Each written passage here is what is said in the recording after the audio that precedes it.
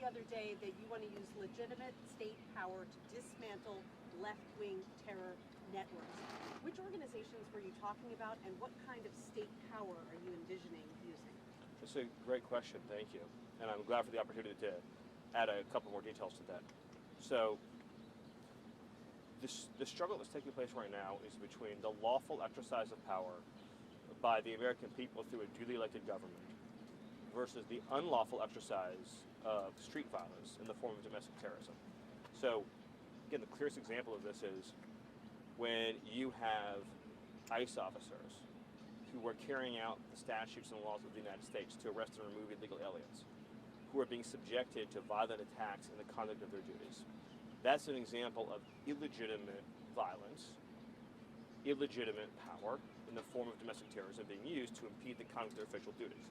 The answer to that, in a civilized, modern, civilized society, is to use legitimate state power, grand juries, subpoenas, arrest warrants, search warrants, and every other federal power at the disposal of the commander-in-chief to identify and find everybody who is trying to use the real and actual threat of violence to impede the conduct of these federal responsibilities and ensure that they're placed behind bars.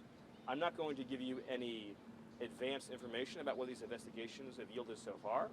The Joint Terrorism Task Force has the lead, but they have found that these campaigns, that's not, of course, only against ICE officers. There's also a conversation we're having about the assassination of Charlie Kirk, the 2 attempted assassinations against President Trump, the assassination of the United Healthcare CEO, the attempted assassination of Justice Kavanaugh, which, of course, had an insane sentence of 8 years.